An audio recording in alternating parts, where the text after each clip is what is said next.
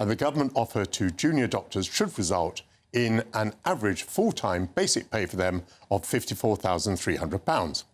Does the government have any option but to cave in to the doctors?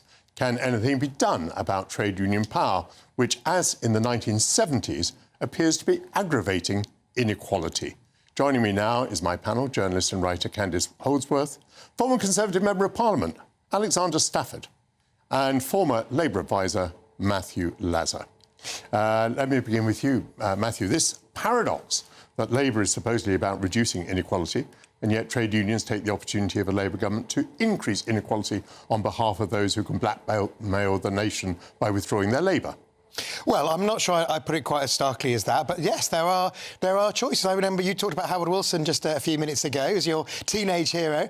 Well, Barbara Castle remains a hero of mine. I remember vividly hearing Barbara Castle speak when she tried to put through, in the 60s, trade union legislation to somewhat curb the powers of the trade unions, that she was thinking about the mum left at the bus stop while the bus drivers were on strike, for instance. And so, of course, people in the Labour Party need to realise that everything is a trade-off. There is only ever so much money and so many resources within the economy. That's why the Labour government is standing up to the junior doctors, who, of course, wouldn't say they were in a trade union and are nothing to do with the Labour Party. They're not in the TUC. They're not donors to the Labour Party. So it's a fine balance. And Labour MPs do have to realise that they can't have their cake and eat it, because we know how that ended. When you say, Matthew, that they're standing up to the BMA, as I understand it, the Health Secretary personally is negotiating with them. And he seems to be coming up with wheezes, so that instead of increasing their basic pay by as much as they would like, he's considering things like forgiving their student debt. Now, is it not obvious that if he forgives the student debt of the junior doctors, all the other groups, senior doctors, nurses, anybody else who has student debt, even train drivers, will come along and say that they want to have the same treatment? So, I mean, you can't cheat your own system in that way, can you? Wes Streeting, the Health Secretary, has been absolutely clear about is that there is no extra money. Now, how you slice the existing cake is up for debate, and those are the discussions he's having. On student debt, it's particularly linked to how long people serve in the NHS. There's a particular issue about the fact that historically the tie-in, as it were, to the NHS after the taxpayer has spent so much money on training doctors has not been long enough. I think it's 2 years. There's talk about part of a new deal, it would extend to 5 or even longer, which stops the kind of people going off to nice sunny parts after they've done their 2 years with the skills that they've learned at the expense of all of us. So if that's a very specific way of keeping doctors in the UK and helping to sort the NHS out, then I agree with it. But he is absolutely clear that there is no more money for the junior doctors. Well, how can you say those two things together, Matthew? How can you say that he might forgive student debt and that there's no more money? That must be new money. Well, no, it's not necessarily new money to give the student debt.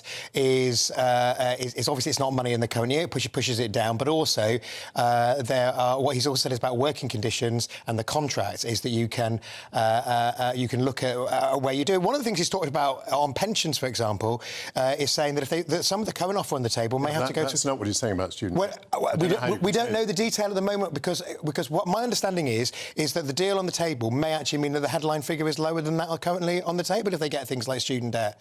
So actually, it will just be slicing the cake differently. That's my understanding. I'm not the Health Secretary, but you know there is no secret. There's no secret. It's suddenly not going to. The percentage increase is not going to go up. If they want to take the current percentage increase and spend it differently, as it were, across their careers, then that's a possibility. Candice, can anything be done about trade unions that have so much power? Does the government have no option but to pay up? They do have lots of options. I think that they should absolutely stand up to the BMA. I don't know what the resident doctors are talking about. Their pay is broadly equivalent with Australia, with the US. In fact, it's higher than many doctors earn at their career level in Western Europe. I think they're being totally unreasonable. I think the BMA has become increasingly radicalised. The senior doctors I talk to all have that opinion. And they also say that there just seems to be this big generational divide, that they don't have the same sense of duty towards the patients. Because I think they get lost in all this. I think they absolutely get lost in all this. We've had reports now of people dying because there was one senior consultant on the ward looking after 15 people because of the striking junior doctors. And what do we get out of it? They may get higher paid. Do we get better care? Yes, radicalised towards what? Radicalised towards just feathering their own nest? Because I don't see a sort of broader social objective here. People are normally radicalised to some sort of grand cause. But this grand cause is being richer. Yes, I think so, exactly, 100%. But I think that there's also this sense of like entitlement and persecution and victimhood has grown up, that they believe that they have it much harder than everyone else when they don't. When you look at the wider data, they absolutely don't. Yes, you know, you might look at a junior doctor's salary and you think, oh, that's not very high, but it rises very quickly, especially with experience. And their pensions are incredibly generous. They have incredibly generous pensions. So I think that they're not being reasonable. I think most senior doctors are looking at this and thinking, why? You know, you don't have a good case. And I just think that the people, as always, who lose out are the patients. Alex Stafford, later I'm going to be talking about Margaret Thatcher. I'm just wondering, is there a series of trade union reforms that could be put in place to put governments, and for that matter the National Health Service, in a better position to protect themselves?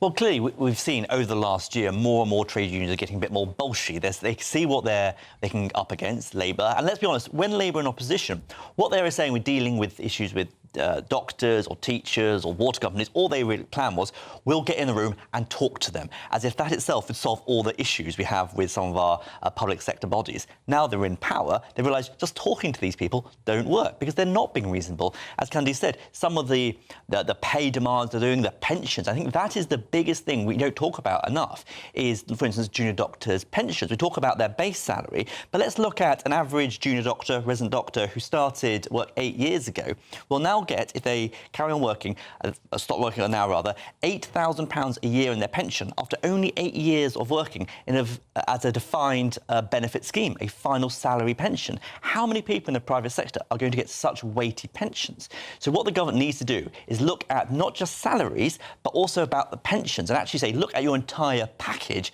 and let's have the conversation. Because all they're really looking at the moment, and I know Wes has mentioned pension a little bit, but the whole discourse in the media and the politicians is about the baseline salary. We need to be looking at trade unions and say, what is your benefits, your package? Another one, look at, let's say, London Underground tube drivers. One of the benefits they get is free passes for them and a member of their family. That's quite a financially impactful part of their package. We need to be looking at all the trade unions and say, what are you getting entirety from members, rather than just focusing on a base salary? Because in no other world of work in the private sector, when you get a new job or look at your conditions, do you say just the base salary? But if you were Health Secretary, Alex, would you now simply put up with the strike? A 5-day strike by resident doctors, it's going to make patient outcomes worse. There'll be people who will die as a result of it. But as Health Secretary, would you just take the hit? Well, no, because you'll look like you're failing. Because one of the big things Wes and the Labour government said when they started was they'll get in the room. You approve of Secretaries of State negotiating, do you? I think he needs to, because otherwise he'll lose face and actually undermine what Labour are trying to do at the moment.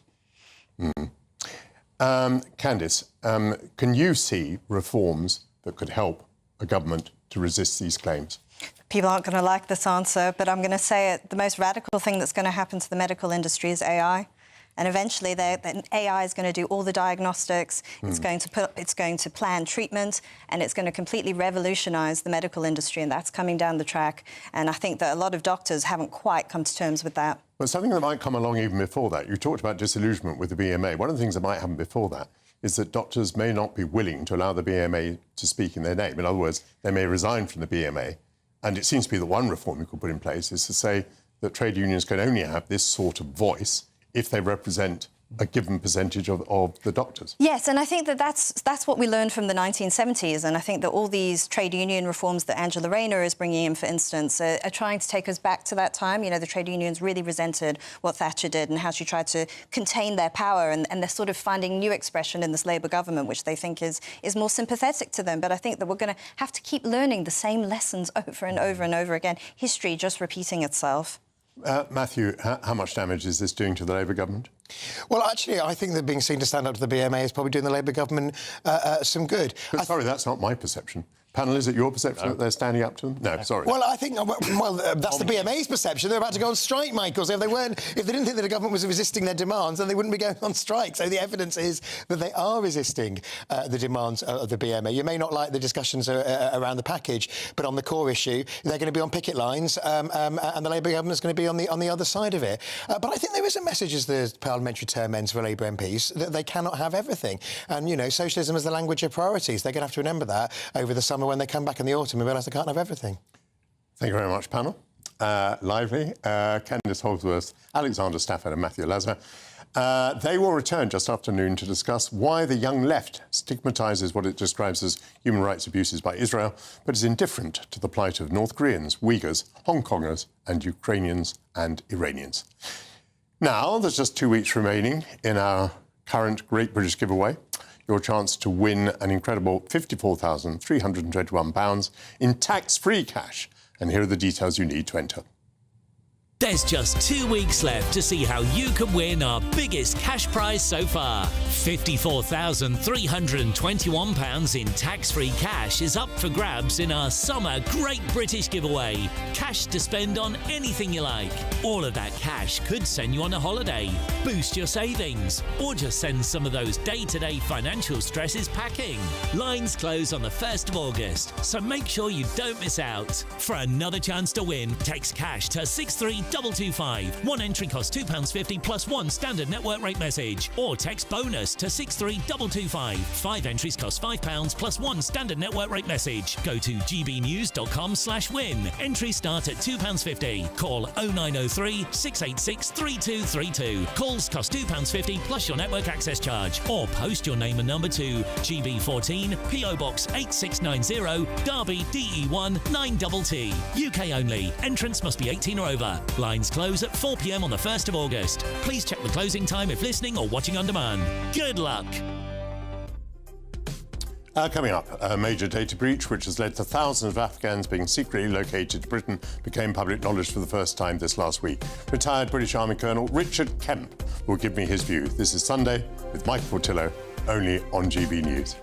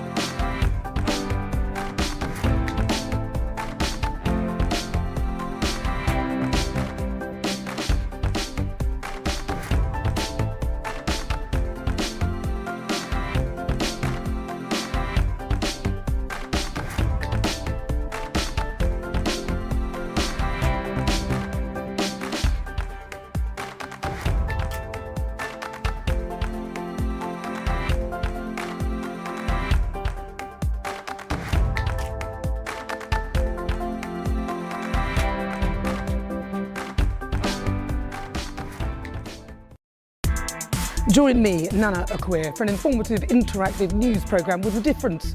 It's fun. No, he didn't say that, Dave. I'm so surprised. I think there's an element of truth to that. Join me from 3 p.m. every weekend, only on GB News, Britain's news channel. In the GB Newsroom, we bring you the news as it happens. With our team of dedicated journalists across the UK. We're ready to keep you up to date with what's happening every half an hour, every single day. Bulletins here on GB News. The People's Channel. Britain's news channel. This is our country, and we think it's amazing. From high tea to the high street, we love it all. Even the rain, we like that too. There's nowhere else we'd rather be. That's why we're here to be the fearless champion of Britain, its voices and its values. Because we are GB News, the People's Channel, Britain's news channel. At GB News, we love to hear from you, our loyal community. So drop us a line at gbnews.com/yoursay. There you can talk to each other and also to the presenters live on air gbnews.com/yoursay, because GB News is your channel, Britain's news channel.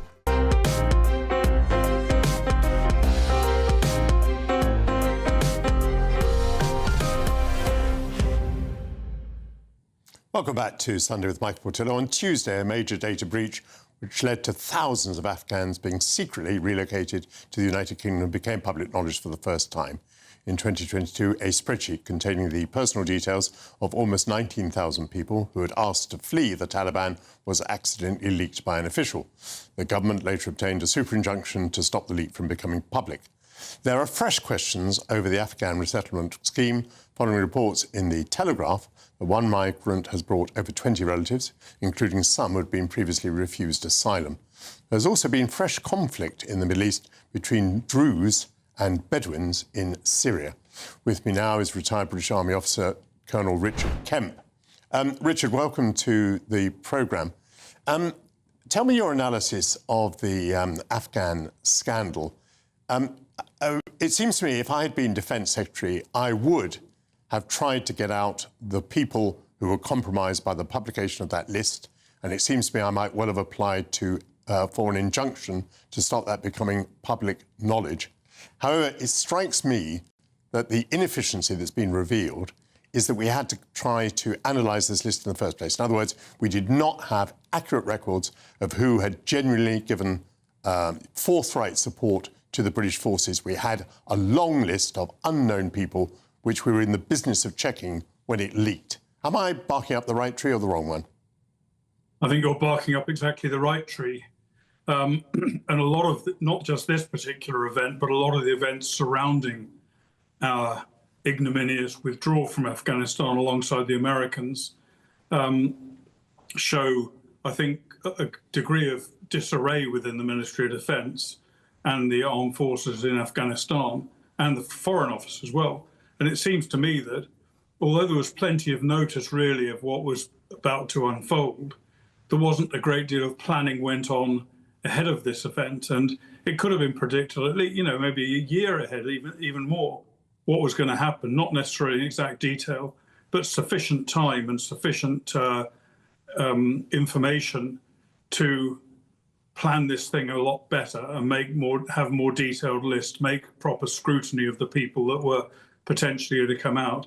And of course, the other point, I think, in thinking about this whole equation is that the Taliban had access to many of the people who were on that list. They knew their names. They knew that they'd served in the Afghan armed forces, not necessarily the names of every interpreter that worked with us, but certainly the ones in the armed forces because they had access to the Afghan government list. So it seems to me that although I think you're right that we had a duty of some sort, at least, to get those people who are in danger who'd worked directly with us out, it was managed in a very, very, I think, haphazard and chaotic way, which, if it had been planned better, a lot of this kind of disastrous situation we face now could well have been avoided. Well, even let's hop back one stage, because it seems to me that this list of 19,000 names were people who'd applied to the British to be got out. Now, that, therefore, was a list of, as it were, self-appointed people. Why did we not have a list of the people that we knew had done service for the British government, service at such a level that we thought we owed them a duty to get them out? Why didn't we start with our list rather than sort of canvassing for people to apply? Well, I suspect we probably didn't have a proper list. Well, it's outrageous. Absolutely outrageous, but I suspect that's the reality. I mean, I'm not sure what detailed records were kept over the 20-year period that we were in Afghanistan, but I suspect they weren't what they should have been, and so we didn't really have a proper start point. And of course, everyone that worked with us did not necessarily deserve our protection, because a lot of them, not necessarily, well, certainly not all of them, but a lot of them were actually working for the Taliban, and they were spying on us for the Taliban. And if you recall, back in those latter days when we had forces deployed on the ground in Afghanistan, quite a lot of incidents involving both us and the Americans, where the people we trained and were working alongside turned their guns on us. And then, of course, the minute the Taliban came to power, people changed sides. So, I think there has to be a question mark over exactly how loyal any of these people, or all of these people, should I say, that were working with us were. I don't think you could say that of all of them. I knew many interpreters. I had many very, very good ones working for me and other local Afghans employed in different capacities. Many of them were very good, but certainly by no means all of them. Richard, let me change the subject. Why are the Druze and the Bedouin killing each other? And what is the role of the Syrian authorities? Well, there's in Syria, as you know, there's a great deal of animosity between different sects, religious groups, etc.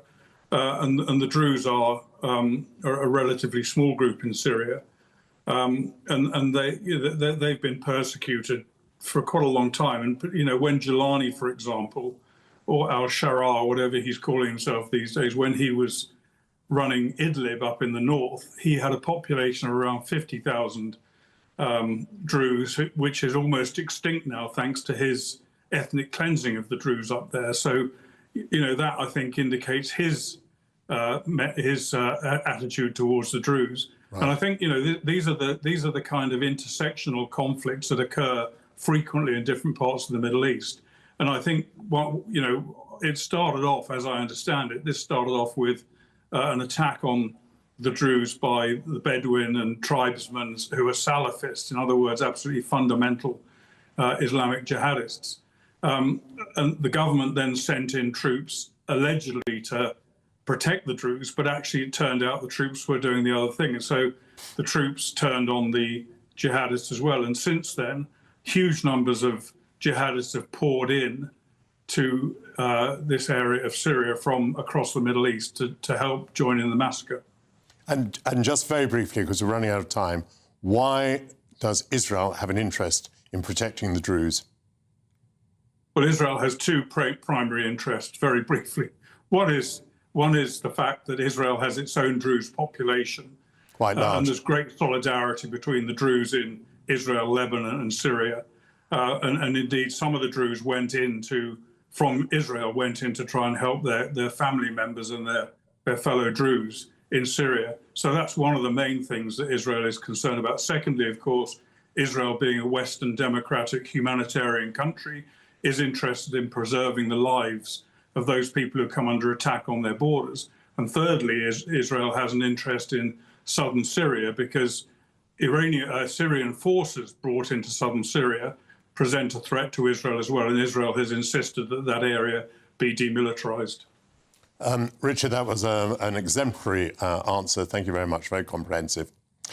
Coming up, what do Prime Ministers do when they leave office? Peter Just has looked specifically at what Lady Thatcher did, and he'll join me next. This is Sunday with Michael Portillo, only on GB News. Hello there and welcome to your latest GB News weather forecast from the Met Office. The unsettled spell continues with a mixture of sunshine and showers for many of us today, and there will be some thundery downpours in places, but in between, not too bad in the sunshine. So we've got this deep area of low pressure affecting the UK through this weekend. It's spiralling areas of cloud and showers around it from the southwest, and that's going to continue through this afternoon. So many of us will be at risk of seeing some heavy downpours, some thunderstorms and hail in places too. But generally also a bit of sunshine in the mix as well, brightening up across the south and the southwest, and a brighter and dry picture across northeast Scotland compared to this morning. But there are warnings in place for rain and thunderstorms, so do check our website for further details. 24 or 25 in a brightness, so feeling quite warm and humid where we do see some sunshine.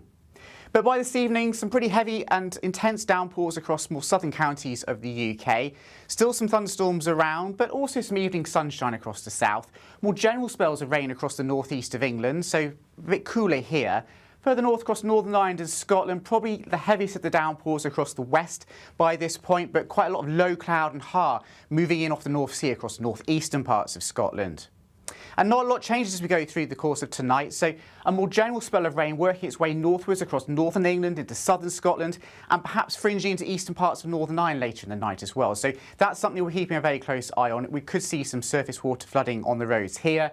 Some showers elsewhere and some particularly heavy downpours across the southeast of England by the end of the night, but not cold by any means, temperatures holding up in the mid-teens Celsius for most of us. Further warnings for rain and thunderstorms are in place once again on Monday. Generally speaking, we're expecting to see the wettest conditions across the north and the west through the course of the morning. So Wales could see quite a bit of rain at times. Some heavy downpours and thunderstorms across the east as well on Monday, but generally a little bit dry down towards the southwest and warm in any brightness once again with highs in the mid-20s. At GB News, we love to hear from you, our loyal community. So drop us a line at gbnews.com/your say. There you can talk to each other and also to the presenters live on air. gbnews.com/your say, because GB News is your channel, Britain's news channel. Join me, Nana Akweer, for an informative, interactive news programme with a difference. It's fun. No, he didn't say that, Dave. I'm so surprised. I think there's an element of truth to that. Join me from 3 p.m. every weekend, only on GB News, Britain's news channel. In the GB newsroom, we bring you the news as it happens. With our team of dedicated journalists across the UK, we're ready to keep you up to date with what's happening every half an hour, every single day. Bulletins here on GB News, the People's Channel, Britain's news channel.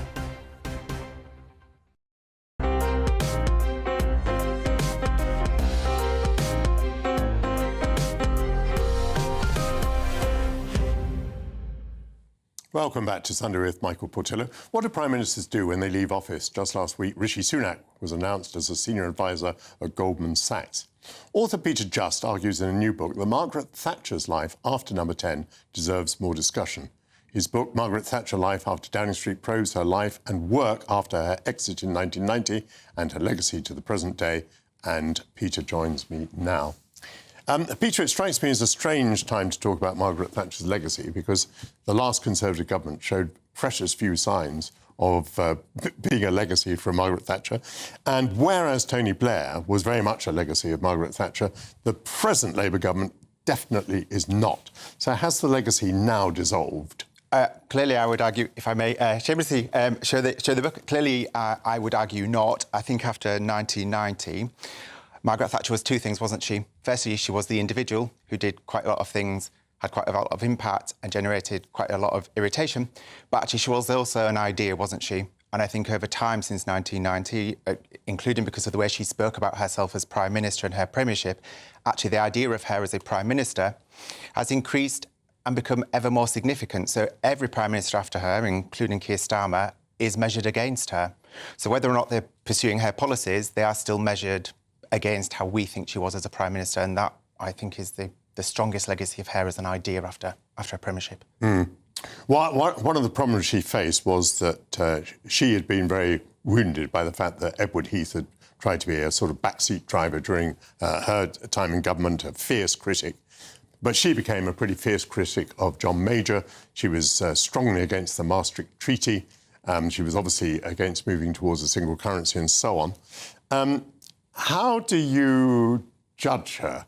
I mean, you know, Conservative loyalists would say this was sort of outrageous because she was backbiting a Conservative Prime Minister. On the other hand, of course, she felt, and many in the party felt, that the issues were so strong, so important, that she had no option but to speak up. How do you judge her? My book isn't really about whether the things she did were right or wrong. They're literally about the things she did. I think on Maastricht and all the policy areas that she focused on, she did what she thought was the right thing to do. And that was typically her, wasn't it? I think in relation to John Major, absolutely, she clearly caused him difficulties, but let us also not forget she was always publicly supportive of his leadership, issuing various statements from 1992 onwards about how she continued to back him as leader. And crucially, what's included in the book that we've only really started to understand because the records at the National Archives have only started to be opened is that actually behind the scenes she was incredibly helpful. So while she was attacking him on Maastricht and various other policies, behind the scenes actually she was promoting British foreign policy interests all around the world after 1990 and also crucially commercial interests. But she was a person, wasn't she, who believed in doing what she was right And essentially that's where it came from on Maastricht. She was also very critical about policy towards the former Yugoslavia. Absolutely. Certainly up to 1995, and I make that caveat because the policy changed in July 1995 when I became Secretary of State for Defence, partly coincidentally, but not entirely. But she was very critical that, that Muslims were being slaughtered by Serbs. That's a really brilliant example. She would be delighted with you, clearly, that things changed in 1995. That's a really brilliant example of where she did something because she thought it was the right thing to do. And on Bosnia and then on Kosovo, etc., she didn't always have a lot of Conservative support, did she? She was almost on the Conservative benches, not totally, but almost a lone voice, but she did what she thought she was the right thing to do. And then, ironically, on the former Yugoslavia, when Tony Blair came into power, she was extremely helpful to him. In April 1999, she spoke to the Czech opposition leader, Mr. Klaus, because the Czech Republic wasn't being very supportive on Kosovo, and she sent a really very strongly worded letter to Viktor Orban. And this is in the National Archives, and the memo went up to, the copy of the letter went up to Tony Blair, and seemingly in Tony Blair's own hand across it is written the word wonderful. So that's a really good example of the nuance, which, again, if I may, which is the nuance that flows through the book and the nuanced person that she actually was in reality. Is there anything you want to ask me? I am very conscious that you're as much an expert on this period of her life as me. What was your reflections when you were in government, standing back and watching her as a former Prime Minister? How did you think she was?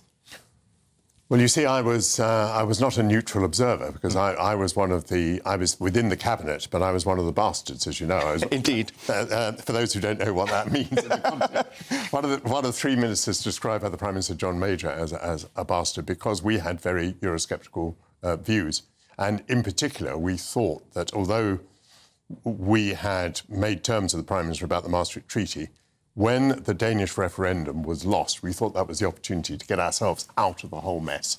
But the government ploughed on, more or less, to the destruction of the Conservative Party. So, sorry, I must get back to Margaret Thatcher. I mean, I was worried about the position that she was putting herself in because she opened herself up to charges of treachery and so on. I have no doubt at all that she was fundamentally important in the strengthening of the rebel and Eurosceptic positions.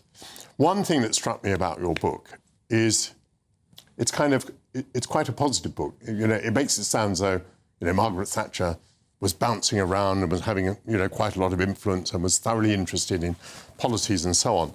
Whereas sort of my feeling about, what was it, the 25 years from leaving office until her death, was it 25 years? Almost 23. Yeah, 23 years. I think of the terrible sadness of that period, that she never came to terms with having lost office. She was indeed embittered by what she saw as the betrayal, and then she lost her husband.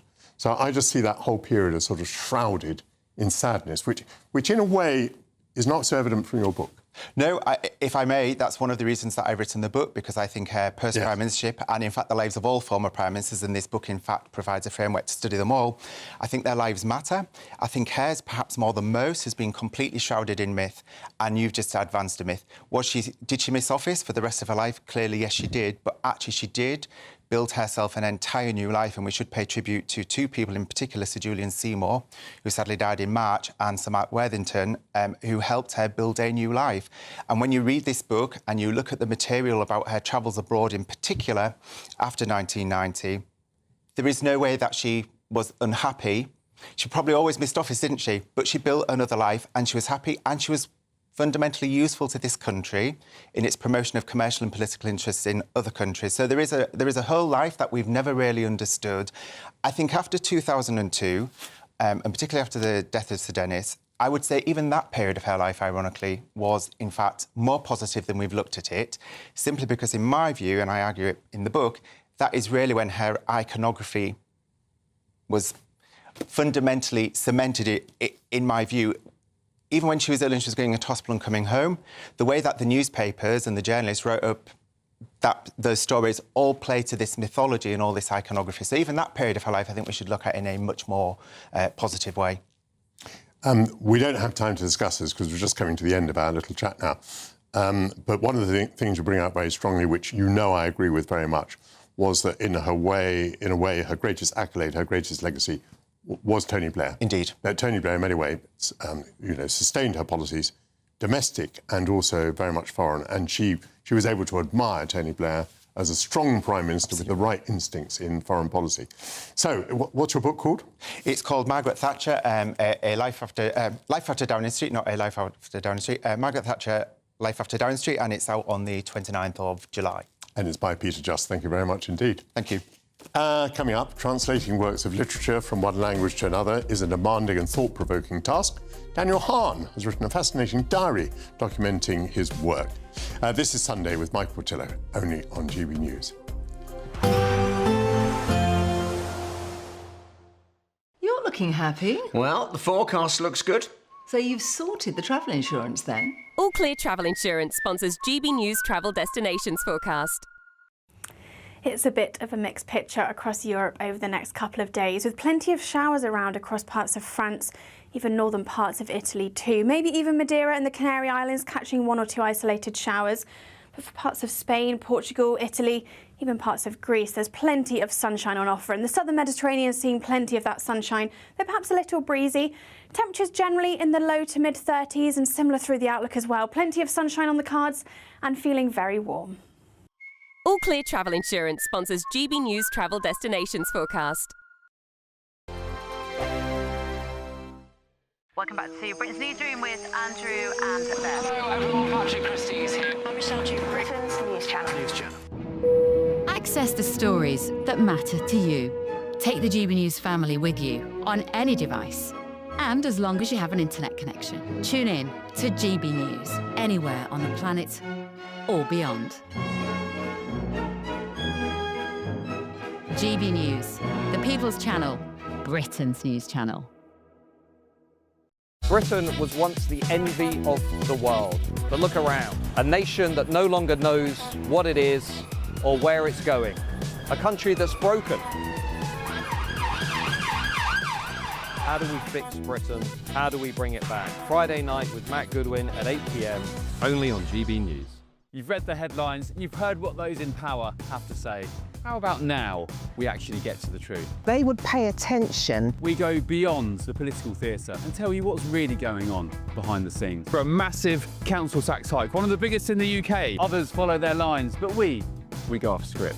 You sound like a broken record, you say that week after week. Cutting through the narratives and giving you unique perspectives. That's Ben Leo tonight, Saturdays and Sundays from 9 p.m. on GB News, Britain's news channel. In the GB Newsroom, we bring you the news as it happens. With our team of dedicated journalists across the UK. We're ready to keep you up to date with what's happening every half an hour, every single day. Bulletins here on GB News, the People's Channel, Britain's news channel. From the school run to the home run, watch a new show for all of Britain. So he can say whatever he wants. A straight-talking show where all voices are heard. And, you know, when are we going to stop talking about smashing the gangs and actually do it? With the stories that matter from every part of our country. There's a bit of a crash landing there for your Chancellor. Bold, fearless and standing up for you. That's me, Martin Daubney, 3 p.m. till 6 p.m, weekdays, here only on GB News. The People's Channel, Britain's news channel. At GB News, we love to hear from you, our loyal community. So drop us a line at gbnews.com/yoursay. There you can talk to each other and also to the presenters live on air. gbnews.com/yoursay, because GB News is your channel, Britain's news channel. Hi, I'm Michelle Dewberry and my show is your opportunity to cut through all the noise and dive in headfirst to some robust debates. Ideas clash. Situation, No, isn't it? no, Because the failure is... You're deliberately avoiding my point. Nothing's held back. And if you think this is the end of it, wait for more. And we do not shy away from the difficult stuff. Sometimes I want to shake people and say, if only you understood. So join me on Jubes & Co weeknights at 6 p.m, only on GB News, Britain's news channel.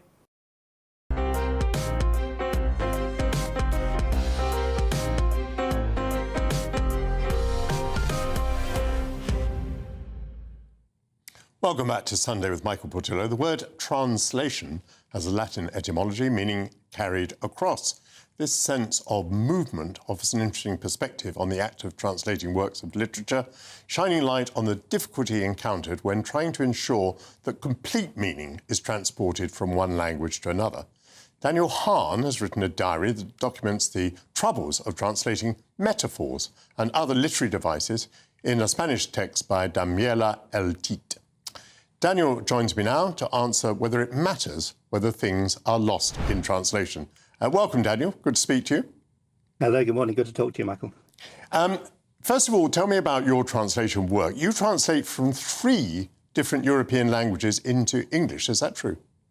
That's right. I translate mostly from Portuguese and Spanish, a little bit from French, always into English. English is the language that I can manipulate with more, sort of the most sophistication, if you like. But I work with those 3 languages, and I've translated, close to 100 books, novels, a bit of non-fiction, some children's books, a nice range of things. And why do you do it? By which I mean, is the money an important part of it? The money is a part of it in that it is the way I pay my mortgage.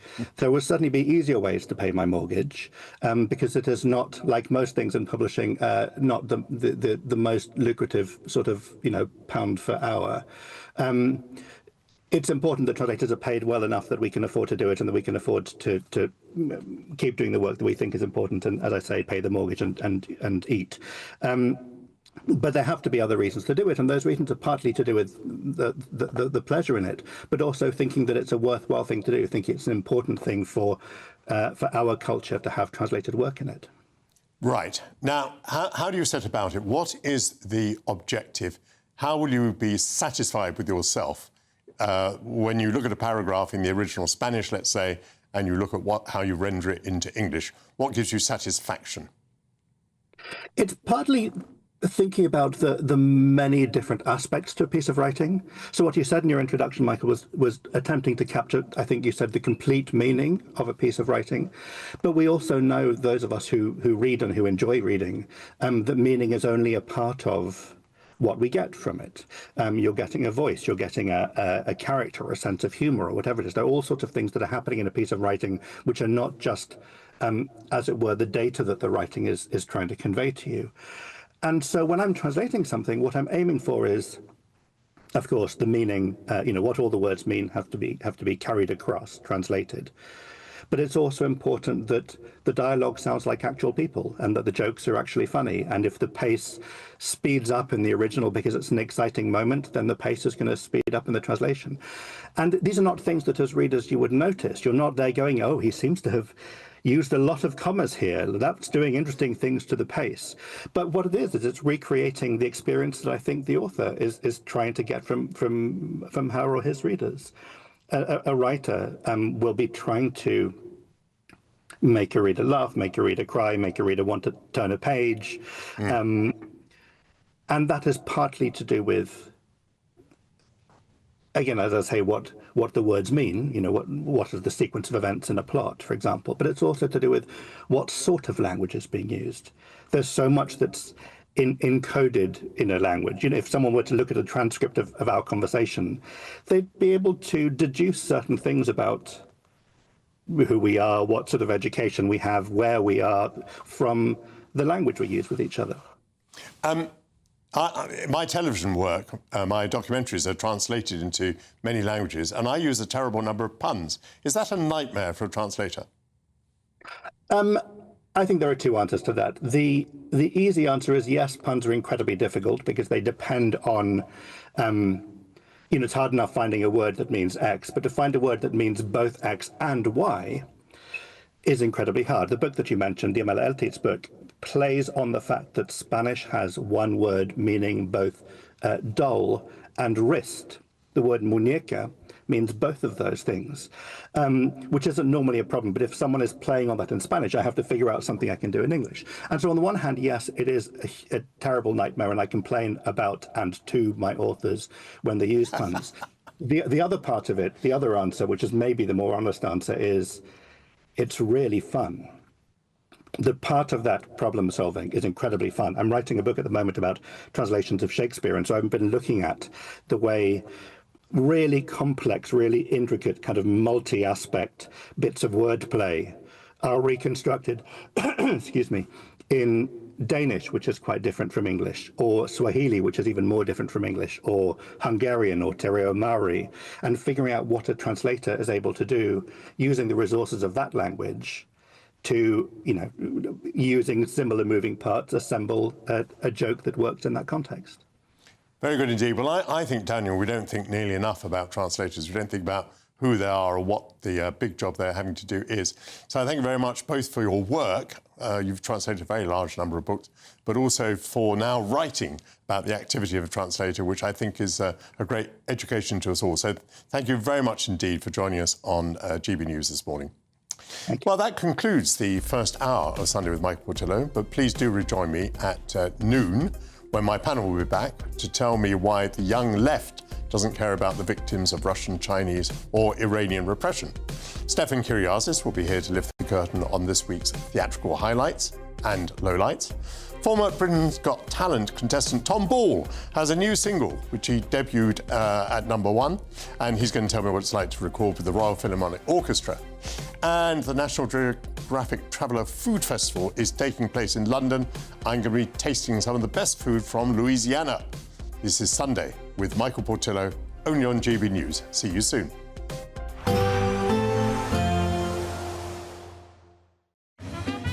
A positive outlook through the night will power through to a bright day ahead. Boxed Home Battery Storage, sponsors of weather on GB News.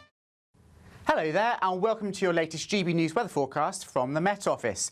The unsettled spell continues with a mixture of sunshine and showers for many of us today, and there will be some thundery downpours in places, but in between, not too bad in the sunshine. So we've got this deep area of low pressure affecting the UK through this weekend. It's spiralling areas of cloud and showers around it from the southwest, and that's going to continue through this afternoon. So many of us will be at risk of seeing some heavy downpours, some thunderstorms and hail in places too. But generally also a bit of sunshine in the mix as well, brightening up across the south and the southwest, and a brighter and dry picture across northeast Scotland compared to this morning.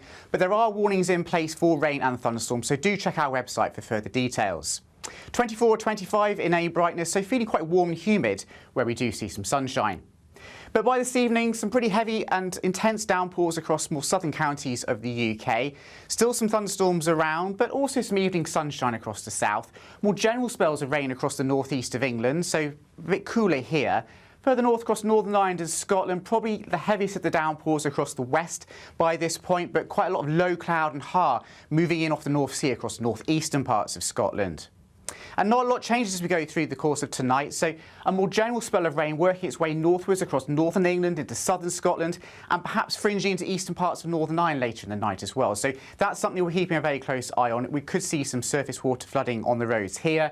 Some showers elsewhere and some particularly heavy downpours across the southeast of England by the end of the night, but not cold by any means, temperatures holding up in the mid-teens Celsius for most of us. Further warnings for rain and thunderstorms are in place once again on Monday. Generally speaking, we're expecting to see the wettest conditions across the north and the west through the course of the morning. So Wales could see quite a bit of rain at times. Some heavy downpours and thunderstorms across the east as well on Monday, but generally a little bit dry down towards the southwest and warm in any brightness once again with highs in the mid-20s. Even though we'll see a cloudy start, it'll be a bright outlook for the rest of the day. Boxed Solar, sponsors of weather on GB News. Imagine having an extra £1,000 to spend each week for an entire year. £54,321 in tax-free cash could be yours. Cash to spend however you like. £54,321 in cash could be landing in your bank account this year. For another chance to win £54,321 cash, text cash to 63225. One entry costs £2.50 plus one standard network rate message. Or text bonus to 63225. 5 entries cost £5 plus one standard network rate message. Go to gbnews.com/win. Entries start at £2.50. Call 0903 686 3232. Calls cost £2.50 plus your network access charge. Or post your name and number to GB14 PO Box 8690 Derby DE1 9TT. UK only. Entrance must be 18 or over. Lines close at 4 p.m. on the 1st of August. Please check the closing time if listening or watching on demand. Good Afternoon Britain isn't just about us. The wonderful thing about this programme is it's about everyone watching. It's an interactive programme. Well, there absolutely is something to see here, and we're going to be talking about it more. Whether it's breaking royal news, please bring us up to date, or indeed a particularly punchy speech in the House of Commons. Very, very curious. We bring it to you live, and then we bring you live reaction as well. That's Good Afternoon Britain, weekdays from midday. Only on GB News, the People's Channel, Britain's news channel. Mornings don't have to be tiresome, especially if you have the right company. Wake up to news as it happens, opinion and debate, and of course, a little bit of entertainment too. Because when the kettle's on, we're on. That's Breakfast on GB News, a show worth waking up for. Every morning from 6 a.m. Only on the People's Channel, Britain's news channel. We'll spread the news, you spread the word. From the school run to the home run, watch a new show for all of Britain. He can say whatever he wants. A straight talking show where all voices are heard. And, you know, when are we going to stop talking about smashing the gangs and actually do it? With the stories that matter from every part of our country. There's a bit of a crash landing there for your Chancellor. Bold, fearless and standing up for you. That's me, Martin Daubney, 3 p.m. till 6 p.m. weekdays here only on GB News. The People's Channel, Britain's news channel. Westminster's full of talk, but out here, it's the real world. Am I allowed to talk No, now? that's it. This is where it matters, real people and real lives. That's what politics is all about. The fact is Trump made a good start, no. Straight answers, no spin, and just a couple of pints. How many fingers have I ever got up? About 10. So join me for Lee Anderson's Real World every Friday at 7 p.m, only on GB News. The People's Channel, Britain's news channel.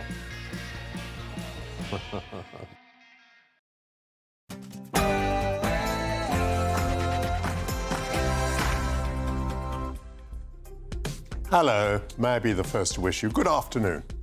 Are you already weary of cloudbursts? Vladimir Nabokov wrote, "Do not be angry with the rain, it simply doesn't know how to fall upwards." How profound. You're most welcome to Dry Out here on Sunday with Mike Portillo during another hour of current affairs, theatre, music and food. As Sir Keir Starmer pledges to give the vote to 16 and 17-year-olds, it's interesting to know what young people think. And one indicator is the strong representation of youth on pro-Palestinian and anti-Israeli marches.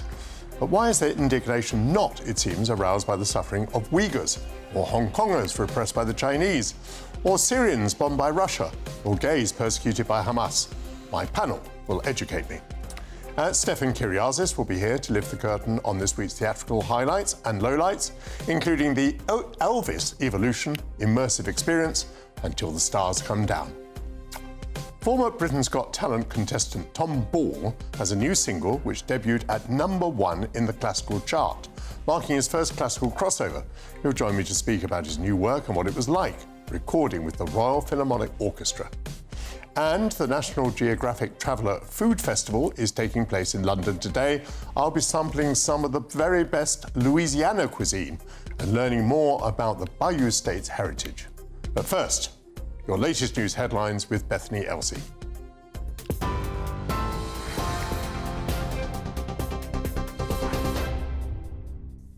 Michael, thank you. Good afternoon. Your top stories from the GB newsroom at midday.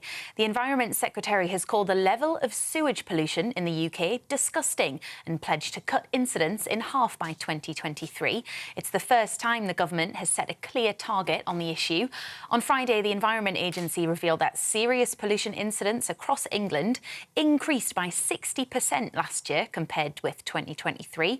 The announcement comes ahead of the publication of the Independent Water Commission's landmark review into the failing water sector tomorrow morning. Steve Reid told GB News Labour Party aims to revolutionise the sector. The reason people's water bills went up so shockingly last year, and I was furious about that as everybody else was, is because our water sector is completely broken. That's why we're seeing big bill rises. That's why we're seeing record of levels of pollution in our rivers, lakes and seas. It's disgusting. Nobody wants to see that. It's also damaging the economy because we're not building the water to allow house building to go ahead. We're not building the reservoirs to catch the rain so that we've got enough tap water when we have drier periods, and that's why we're having hosepipe bans at the moment as well. This government is putting in the building blocks to completely reform the sector. At least 38 people have been killed, 8 of them children, after a tourist boat capsized in Vietnam. The Wonder Sea boat was carrying 53 people, including 5 crew members, when it overturned due to strong winds in Ha Long Bay. Rescue teams have recovered 11 survivors, one of them a 14-year-old boy who'd been trapped under the hull for 4 hours. 5 days of torrential rain in South Korea has left at least 14 people dead and 12 more missing. A landslide has engulfed houses and floodwaters swept away vehicles in the capital, Seoul. Southern regions have been hit by up to about 31 inches of rain since the downpours began on Wednesday. Nearly 4,000 people remain evacuated from their homes as of this morning. More than 100 people have been arrested across the country for supporting Palestine Action. Demonstrations were held in Parliament Square, Manchester, Edinburgh, Bristol and Truro after a group was prescribed as a terrorist organisation 2 weeks ago. The protesters were arrested under Section 13 of the Terrorism Act, which carries a maximum 6-month prison sentence. And Alexander Usyk has become the undisputed world heavyweight champion for the second time, beating Daniel Dubois at Wembley Stadium. The Ukrainian got the better of the opening 4 rounds before producing a knockout in the 5th to further cement his status as one of the sport's all-time greats. It's the second time the pair have fought. Usyk also beat Dubois in Krakow in 2023. The 27-year-old from London admitted his best just wasn't good enough. You're up to date. I'll have more for you in half an hour. For the very latest GB News direct to your smartphone, sign up to News Alerts by scanning the QR code or go to gbnews.com/alerts.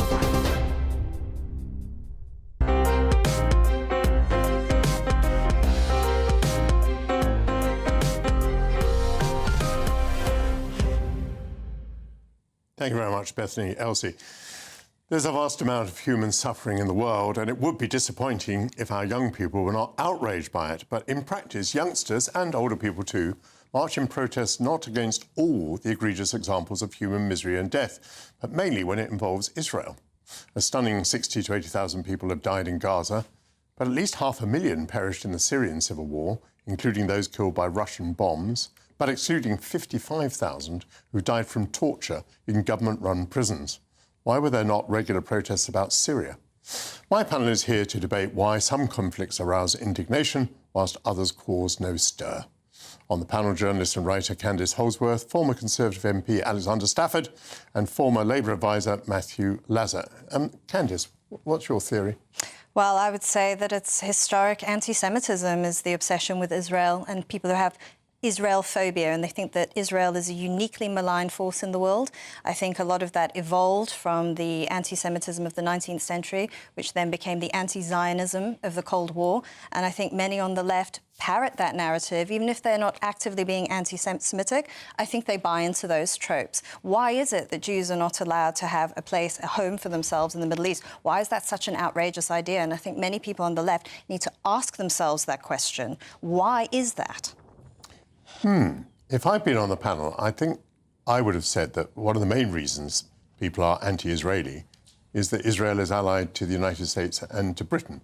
So it's part of a sort of culture about self-loathing and loathing of capitalism and despising of democracy and so on. I wouldn't have gone first to say that it was born out of anti-Semitism, but you disagree with me. But that's what I think. I think a lot of the anti-Zionist rhetoric that we hear now, I think that came out of the Cold War and out of the Soviet era, and that particular type of Soviet anti-Semitism, which actually came out of Russian anti-Semitism of the previous century. That's what I believe.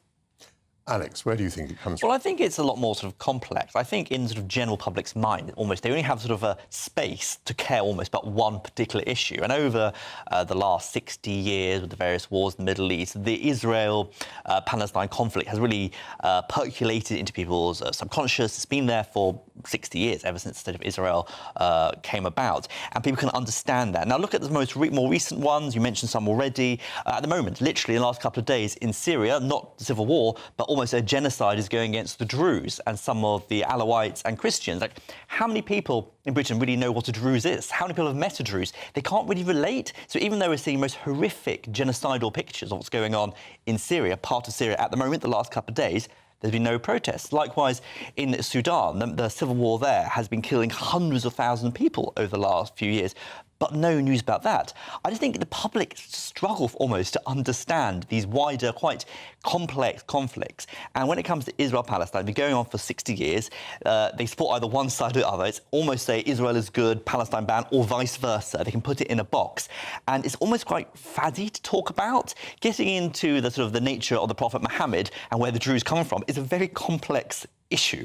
Rather than, as Candy said, it's sort of, in some ways, I hate to say it, some people think Jewish people bad, Muslim people good, and that sort of anti-Semitic undertones have been there in Britain since the dawn of time.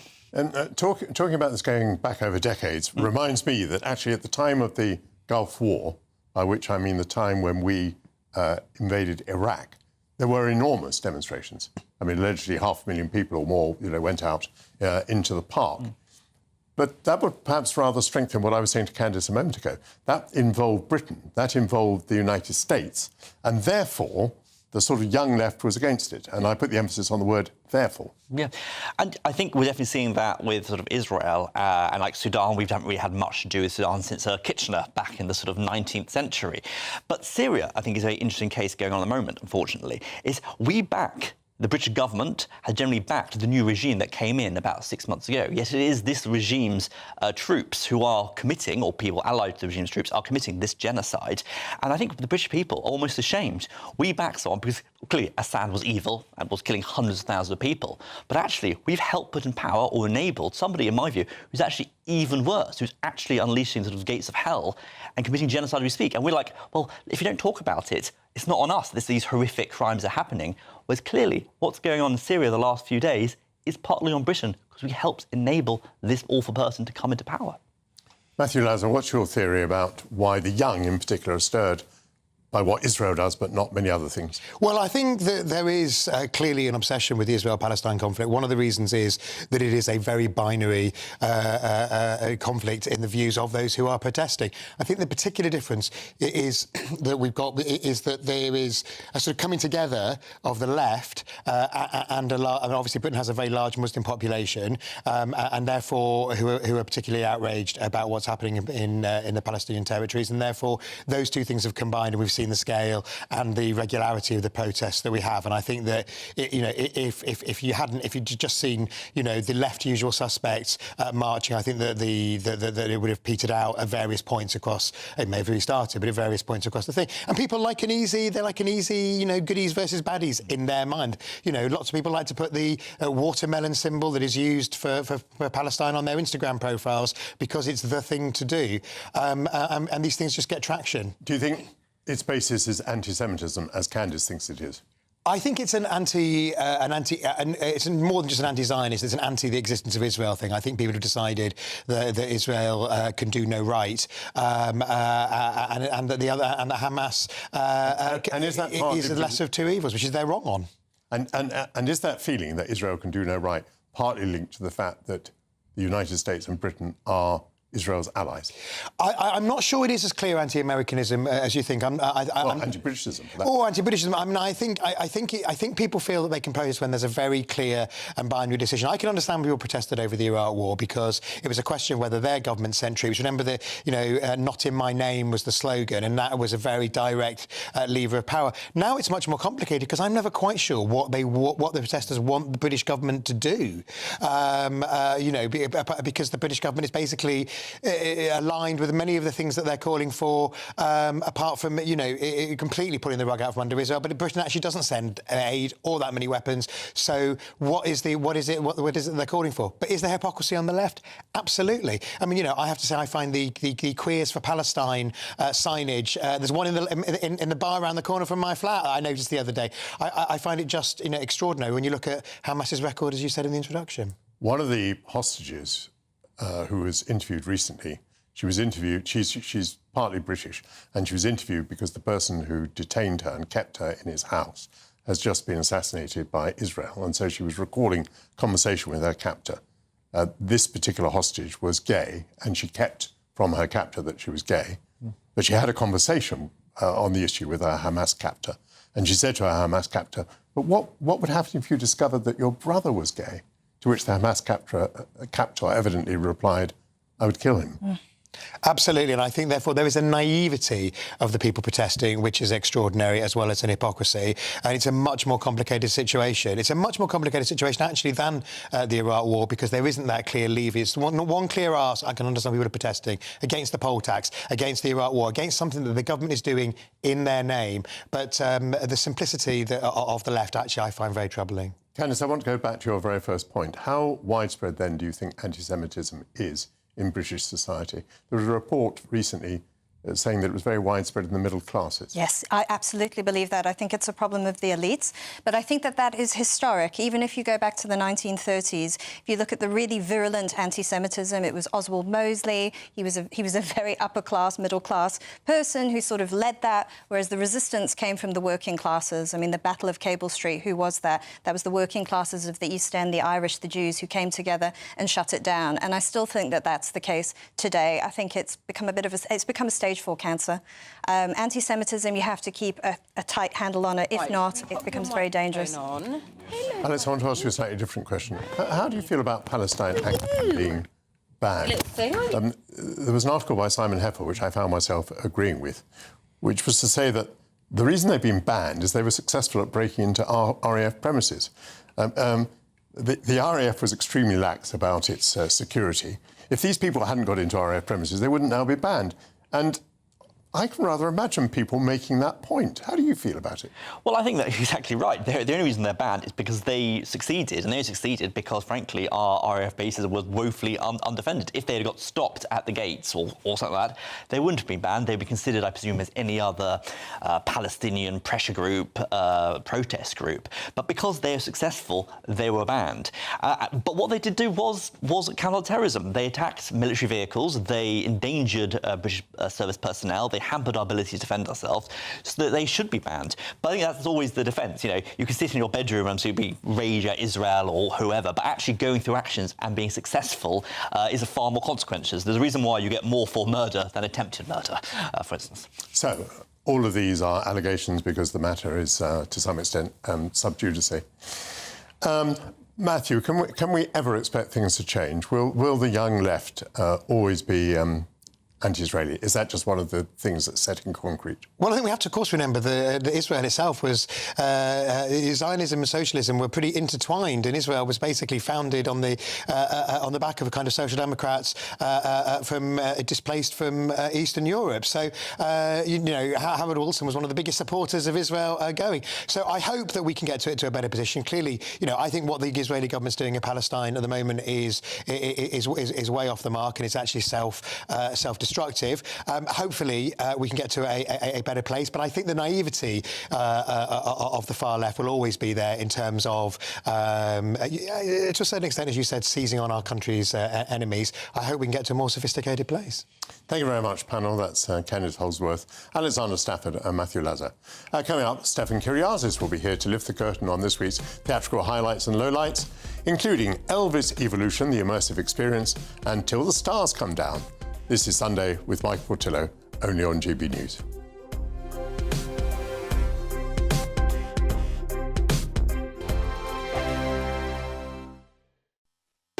You want to know what's really going on in the corridors of power? Labour don't know what to do with you half the time, and that makes you quite lethal in the chamber. Get behind the headlines with Chopper's Political Podcast. Join me, Christopher Hope, as I sit down with the great and the good of British politics. We'll see where this ruling takes us. These are the stories shaping our nation. Chopper's Political Podcast, available now on all platforms. Listen in and stay ahead. Good afternoon, Britain. Weekdays from midday. Good afternoon, Britain. A cheerful lollipop man's signature high fives have been stopped in their tracks. Oh dear. Well, Neil Cotton, believed by local children... sorry. I'll start that all over again. This is a chap called Neil Cotton, and he's beloved by local kids in Howden, East Yorkshire. And he's been told by the council to stop the friendly high-fiving gesture, all in the name of health and safety. But many parents and motorists are calling it nonsense. No surprises there. So apparently this chap, 57 years old, he spent the last 2 years brightening up the school run in the East Yorkshire town of Howden. There he is, looks like a nice guy, doesn't he? He has a cheerful attitude. He has his signature high fives. The children love it, the parents love it, he loves it. But no, the council says, get on with your job and stop the high fives. This is the one area of employment where the councillor's trying to chivvy people on and get them to work harder rather than less hard. But I mean, what have we done in this country where we've sort of abandoned our sense of whimsy? I think adding a sense of whimsy to all jobs, I think, is a fundamental productivity measure, actually. I think if you're enjoying what you're doing, you're going to be doing it better. People are going to go into school or away from school with a smile on their face. What a joyful thing in a town in Yorkshire. I mean, amazing, brilliant. And yet, no, of course, the clipboards have to come out and the dour library monitor style individuals. I bet they're all library monitors at school. They've just got to tell people that they can't have fun. Yeah, so the children have to be shooed along. They can't be distracted by such frivolities as a high five. GB News, the People's Channel.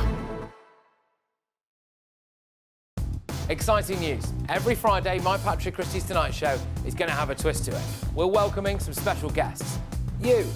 That's right, on Fridays I'm going to be doing my show in front of a live studio audience because this show is about you and what you have to say. It's going to be the same big debates, same big topics, same big opinions. But every Friday night at 9 p.m, you are invited to come on down to Patrick Christie's Tonight to be a part of the action. Only on GB News, the People's Channel, Britain's news channel.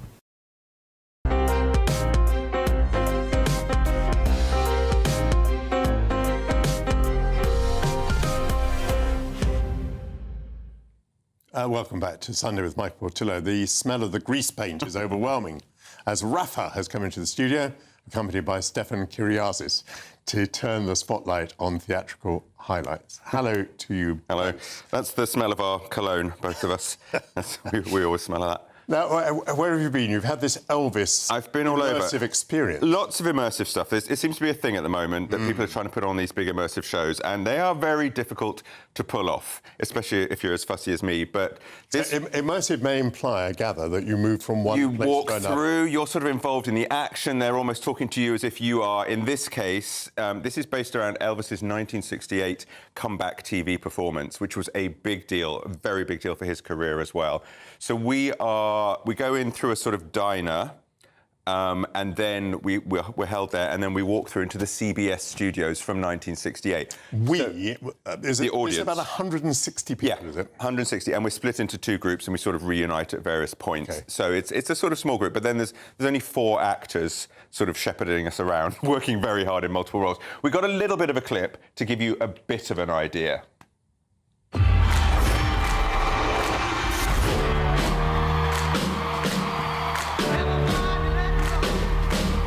It all happened so fast, I didn't even have time to think about it.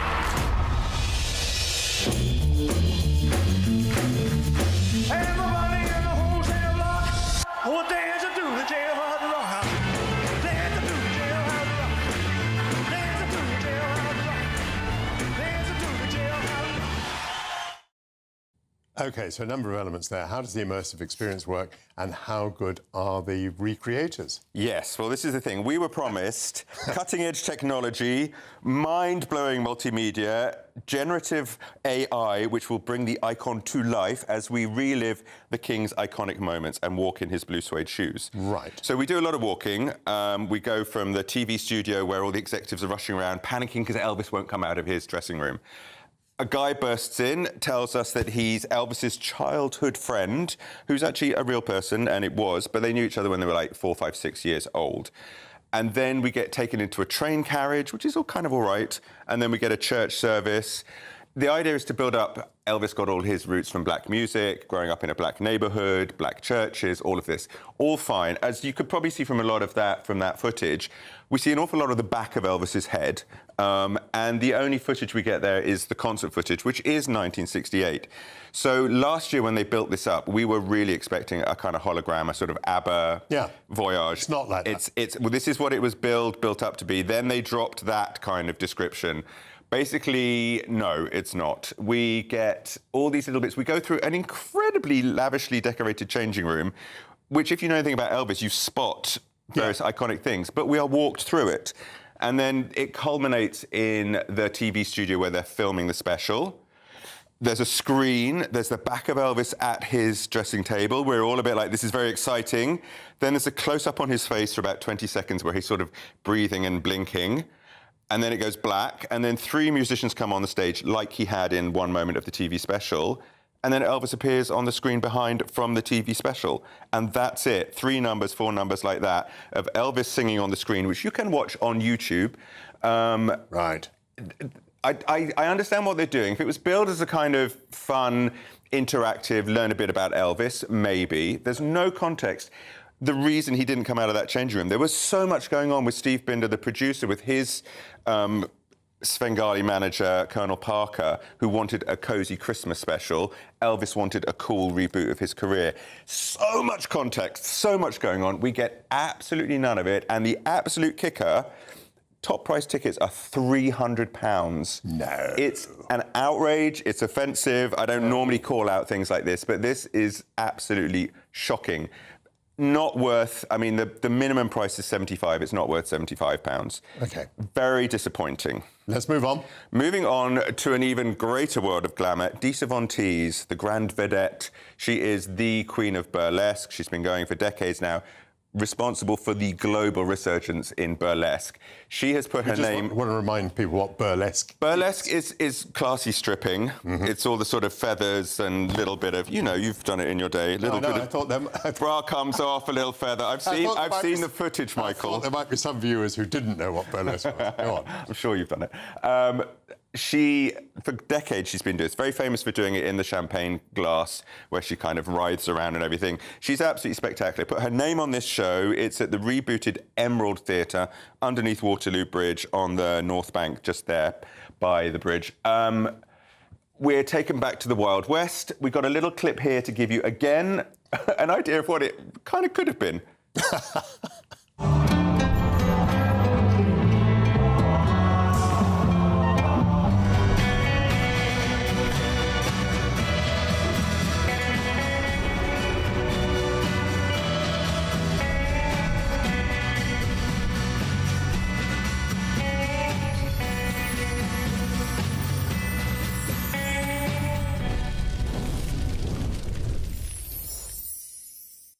You're saying there's a gap between that and the reality? Yes. So, number one, she's the big name. She's above the title. She is the sell. She was originally only going to do one number at the very end of the show. There were lots of pre-production gossip issues, so they've sort of wrangled in another number. Basically, the main show is Faye Tozer from Steps, who is very valiantly wrangling a kind of yee-haw, Wild West saloon madam accent, and she takes us through her life. So we get bits, and then interspersed with that, a sort of loosely linked, very tame, tepid burlesque. I've seen quite a bit of burlesque. It's fine. There's a bit of whip cracking. There's a lady sort of gyrating on a bucking bronco, these sorts of things. It's fine. It's not incredible. Costumes, all the money went on Dita Von Teese's jaw-dropping costumes. There's one bit where she's talking about, I don't know, religion or something. You get a nun interlude. They look like costumes from the local 7-Eleven sort of rack of Halloween outfits, nuns' outfits. It's hugely disappointing. The setup's fine. There's way too much of Faye Tozer talking about her backstory. Not enough proper burlesque. Then we get the guys that come on, and it's very sub-Magic Mike. They're in jeans and jumpers. They don't even get their tops off. It's just... Again, really disappointing, really underwhelming, really oversold and overpromised. And Dita Von Teese is doing very limited engagements. Yeah. So she's popping up here and there, then she's gone. And again, not worth the money. It's fine for a fun night out, a girls' night out, something like that. It's not as expensive. It goes up to about 160. But again, hugely disappointing. Heavens. Yes. You've got a third thing up your sleeve. Yes. So Till the Stars Come Down. This goes from the kind of international glamour, international icons. We are now in the Midlands, in an ex-pit town where the kind of Polish diaspora has moved in and taken over a lot of the go-getters. They start running businesses, employing the locals. A lot of racial tension, and we're basically at a marriage of the youngest of three sisters. Lots of Chekhov, shades of Chekhov over this. The youngest sister, who's the happiest and the sweetest, marrying this absolutely gorgeous Polish guy who's a delight. Again, tiny little clip for you guys. Please.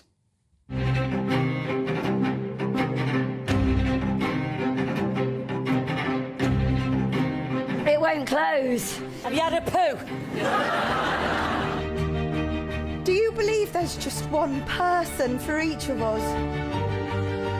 One true love? Today is just one day. Yeah, and it's supposed to be the happiest. Sylvia. Oh dear, it all begins to fall apart by the look of it. Absolutely all falls apart. Kitchen sink drama. Beth Steele, the playwright, absolutely stunningly written. It's very verging on a soap opera. It feels like a sort of old 1970s TV drama. Stunningly acted. This is the most immersive of all three shows. You can see there's a few audience members on the stage actually sat around it. They actually very often talk to us in the audience. We are the wedding guests. We're we're marking what's going on. At one stage, a pair of Spanx comes flying out into the audience, so you might be smacked in the face with those if you're lucky. Yes, all the sisters, there's the tension, obviously family tensions. Father, they lost their mother, so all of that is swirling around. One sister did a midnight flip months ago. We don't know why. It becomes, you start thinking the other sister's marriage is falling apart. They're all fighting amongst themselves, and then there's all this resentment against the Polish groups that are moving into town. It's beautifully done, beautifully performed, very moving, very As we saw on the screen a moment ago, it came from the National Theatre. Yeah. So presumably enough for success now to transfer into the West End. So it's at the Theatre Royal. It's an acknowledged success there. It's an absolute success. It's brilliant. It's scrappy. I loved every second of it. I felt like I was part of it, far more than these grand, overblown attempts to kind of recapture something.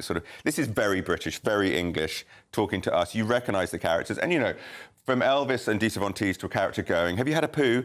To see if, to loosen up make her dress fit. It's that kind of thing. And it verges on that Victoria Wood, Jane MacDonald mockery, and then brings it home with the real drama. So that, for me, is absolutely the show of the three and shows what we can do. Forget all this glitzy global nonsense. Stefan, you've been on marvellous form today, but I'm glad that... It's all him. I'm glad we came across something that you liked. And thank you for bringing Rafa into the studio today. Coming up, former Britain's Got Talent star Tom Ball has shot to #1 in the charts, the classical charts, with the song Timeless, his first foray into the classical world with the Royal Philharmonic Orchestra. He'll join me next. First, news headlines with Bethany Elsey.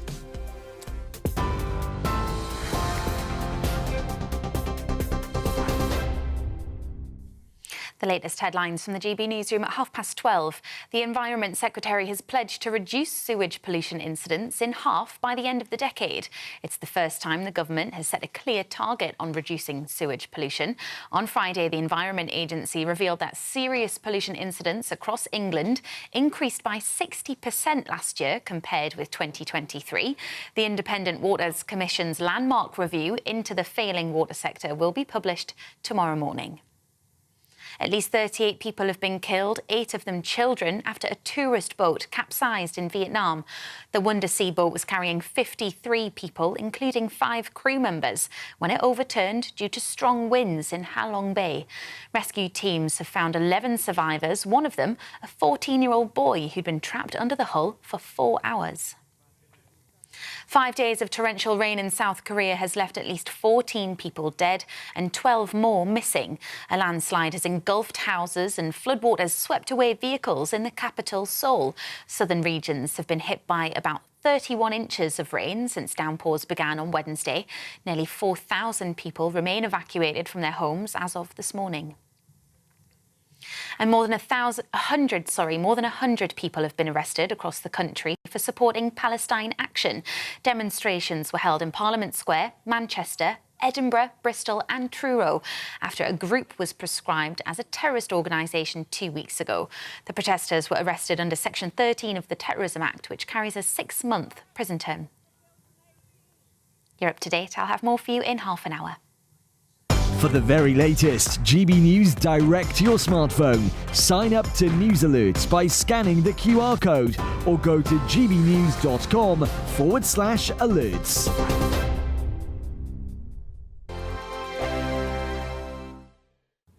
Hello there and welcome to your latest GB News weather forecast from the Met Office. The unsettled spell continues with a mixture of sunshine and showers for many of us today, and there will be some thundery downpours in places, but in between, not too bad in the sunshine.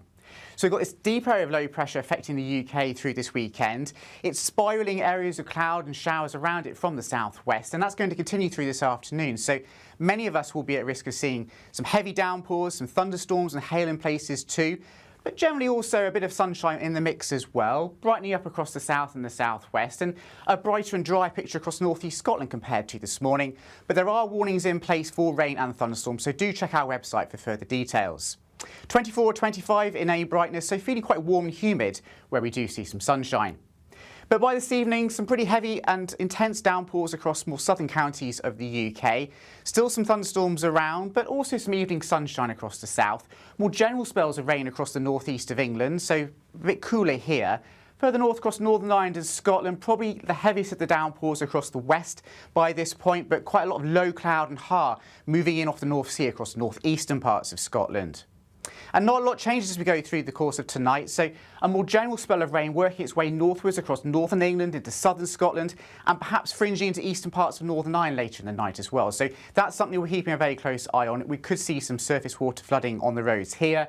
Some showers elsewhere and some particularly heavy downpours across the southeast of England by the end of the night, but not cold by any means, temperatures holding up in the mid-teens Celsius for most of us. Further warnings for rain and thunderstorms are in place once again on Monday. Generally speaking, we're expecting to see the wettest conditions across the north and the west through the course of the morning. So Wales could see quite a bit of rain at times. Some heavy downpours and thunderstorms across the east as well on Monday, but generally a little bit dry down towards the southwest and warm in any brightness once again with highs in the mid-20s. You've read the headlines, you've heard what those in power have to say. How about now we actually get to the truth? They would pay attention. We go beyond the political theatre and tell you what's really going on behind the scenes. For a massive council tax hike, one of the biggest in the UK. Others follow their lines, but we go off script. You sound like a broken record, you say that week after week. Cutting through the narratives and giving you unique perspectives. That's Ben Leo tonight, Saturdays and Sundays from 9 p.m. on GB News, Britain's news channel. Good Afternoon Britain isn't just about us. The wonderful thing about this programme is it's about everyone watching. It's an interactive programme. Well, there absolutely is something to see here, and we're going to be talking about it more. Whether it's breaking royal news, please bring us up to date, or indeed a particularly punchy speech in the House of Commons. Very, very curious. We bring it to you live, and then we bring you live reaction as well. That's Good Afternoon Britain, weekdays from midday. Only on GB News, the People's Channel, Britain's news channel.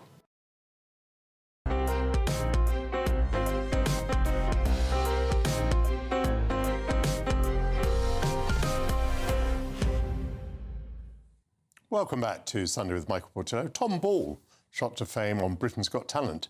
Now his music has taken a classical turn, drawing on his experiences as a first-time father following a widely documented IVF journey. His new single, Timeless, shot to #1 on its debut in the classical charts, and he recorded the track at Abbey Road with the Royal Philharmonic Orchestra. Let's take a listen.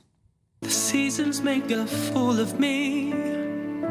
They tell me things and go suddenly.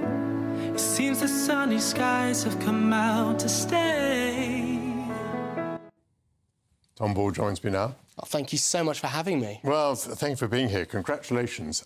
You've got the most delightful voice. For the first time that you'd performed with an orchestra in that absolutely huge, iconic studio at the back of Abbey Road. Oh, it's an incredible place. I mean, the last 3 years have been sensational. Ever since Britain's Got Talent, I've been so fortunate to travel all over the world, release a top 5 album, and then this, going to Abbey Road and recording with the best orchestra in the world in one of the most iconic studios in the world. It truly has been a privilege. Well, it's lovely that you talk about it in those terms. So Timeless is a single, but there's going to be an album as well? Album comes out on the 10th of October. It's a work in progress. We're still getting there, and I'm so excited.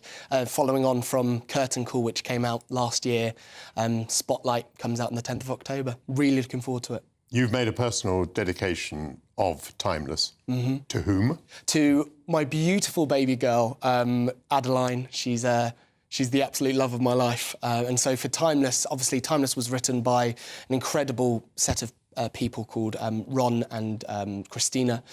And they walked down the aisle to this song only a month ago. But for me, the song tells a beautiful story of timeless love, and I've definitely learnt that love over the last 6 months.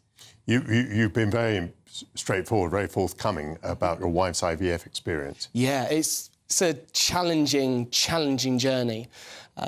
We were so fortunate, as so many aren't, to be successful on our first round of IVF. We weren't funded by the NHS. It was completely our own funding, and if I were a teacher, I wouldn't have been able to afford it. You say that because you used to be a teacher. I did. I was a secondary school teacher of drama and music, a real passion of mine to educate, the youth of today. And fortunately, looking forward to the future, there'll be a lot more happening with Teacher Tom. But yeah, IVF with my wife has been a real journey, and one that we've documented very widely and still very passionate to talk about. Your wife, Hannah. Yeah. Very good. Is there a downside to fame and fortune? I mean, you've just alluded to the fact that you had enough money to pay for the IVF. Yeah. But many people don't just talk about the privilege of the journey they make. You've talked about the privilege today, which is a lovely sort of modest attitude.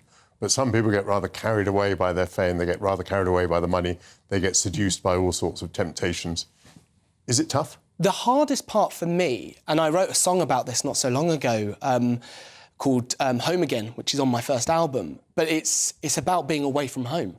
I travel so much and I'm away so much that sometimes I feel like I miss out on things, especially like with Adeline, like her first steps. I'm always worried about her first words. Being away from home is the challenge.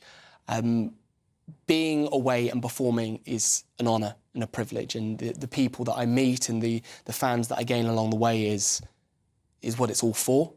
I was looking at your engagements. I mean, they're not quite nightly, but they are very, very frequent. You're in one theatre after another, day after day after day. Yeah, I do get around. I was on a tour earlier this year, my first half of the tour, and we start that again in October, which is about 15 dates all up and down the UK. But I'm also travelling abroad over to Europe. I'm off to America later this year. And is this unavoidable? I mean, people talk about the work-life balance, and you've got a new baby. Mm-hmm. Is there a different way of doing it? I think all the time you want to stay current and new and continue to have these incredible experiences, you have to make those sacrifices, and they're sacrifices me, my family, my wife are fully willing to make, because it's what I love. I absolutely adore singing and making music. And so all the time I'm loving that. I think, I'm very lucky to have such a supportive family. What did you mean a moment ago when you said something about there might be more of Teacher Tom in the future? What did that mean? We are currently having lots of conversations about how I can still have an impact on educating and shaping young people. And so hopefully very soon we're going to be able to announce a few exciting projects that we're working on. What are you aware of being the impact so far? I mean, there you were a secondary school teacher. Mm-hmm. Now you're a star. What impact, what example does that set, do you think? My whole purpose of going on Britain's Got Talent was, one, for me, of course, I won't lie.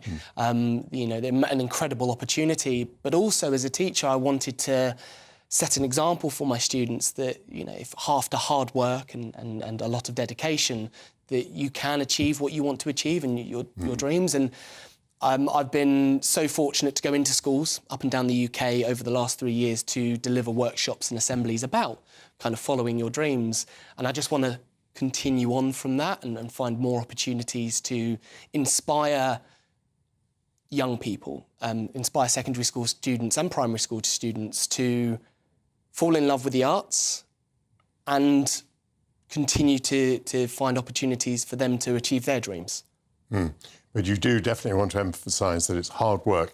It's not the overnight sensation. That just doesn't happen. I mean, Britain's Got Talent is an incredible platform, but that's what it is. It's a platform. It gives you the opportunity to then put in the hard work.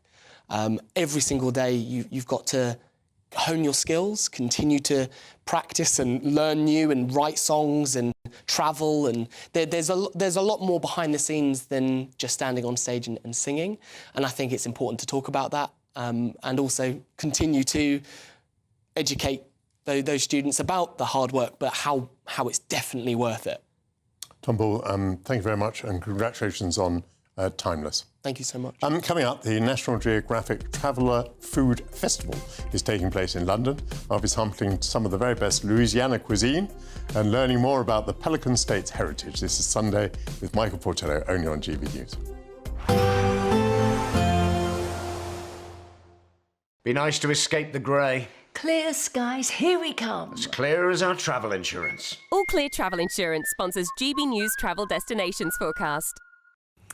It's a bit of a mixed picture across Europe over the next couple of days, with plenty of showers around across parts of France, even northern parts of Italy too. Maybe even Madeira and the Canary Islands catching 1 or 2 isolated showers. But for parts of Spain, Portugal, Italy, even parts of Greece, there's plenty of sunshine on offer. And the southern Mediterranean is seeing plenty of that sunshine, though perhaps a little breezy. Temperatures generally in the low to mid 30s and similar through the outlook as well. Plenty of sunshine on the cards and feeling very warm. All Clear Travel Insurance sponsors GB News Travel Destinations Forecast.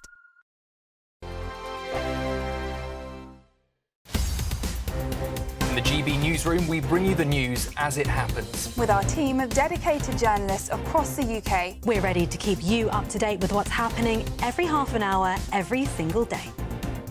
Bulletins here on GB News, the People's Channel, Britain's news channel. Good afternoon, Britain. Weekdays from midday. Yeah, so I got the news on 4th of April, right in between GB Team Selection Series, which hurt even more because I was leading in the points. But all of a sudden, I get a phone call being told you're banned from attending any part of UK premises, banned from speaking with your teammates or staff, which was the most brutal part of it, and suspended, or whatever word you want to use. I think, though, Kurt, that, posting subscription-only saucy content online might get you in a little bit of trouble, or did it not cross your mind?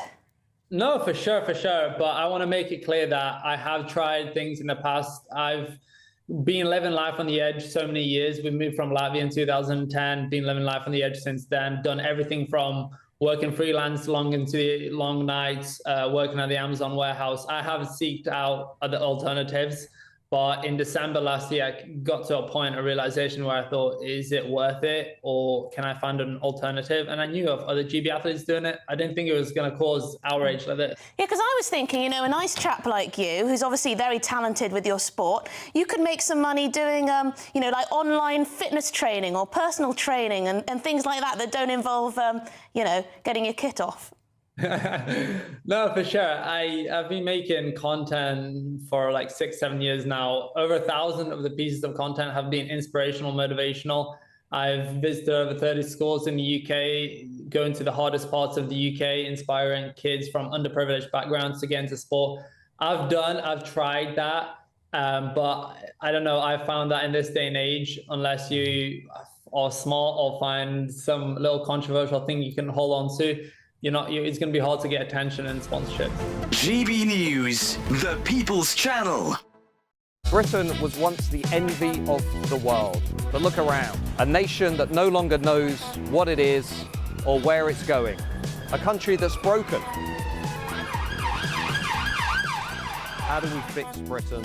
How do we bring it back? Friday night with Matt Goodwin at 8 p.m. Only on GB News. At GB News, we love to hear from you, our loyal community. So drop us a line at gbnews.com/yoursay. There you can talk to each other and also to the presenters live on air. gbnews.com/yoursay, because GB News is your channel, Britain's news channel.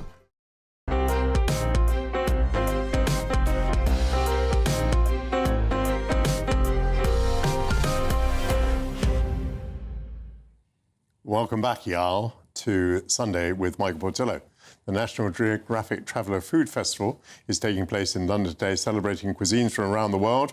Visitors can experience the Cajun and Creole flavours of Louisiana at the festival, including the iconic dishes like gumbo and shrimp creole. Joining me with some samples to talk about Louisiana's distinctive culinary heritage is Diana Hernandez from the New Orleans Tourism. It's lovely to see you, Diana. Lovely to be here. Thank you for having me. Now, help me with some terms. Cajun and Creole, what do they mean? Cajun and Creole are very interrelated, but Cajun cuisine and the Cajun people and culture typically come from the Acadian of Nova Scotia from Canada and settled in the bayou areas a little bit west of New Orleans, such as around Lafayette. So those flavors are very much derived from French culture and cuisine, versus Creole cultures mean of the New World. So you've got a fusion of French, of German, Spanish, African, Caribbean, Vietnamese, Filipino, all of those different cultures have come together and combined to make its own unique culture, as well as a slightly different flavor profile. I don't know whether you know this, but why did those Canadian people make that journey? Why did they leave Canada and come down to Louisiana? Oh, poor Canadians. I heard that they first got kicked out of France and then they got kicked out of Canada by the British. And they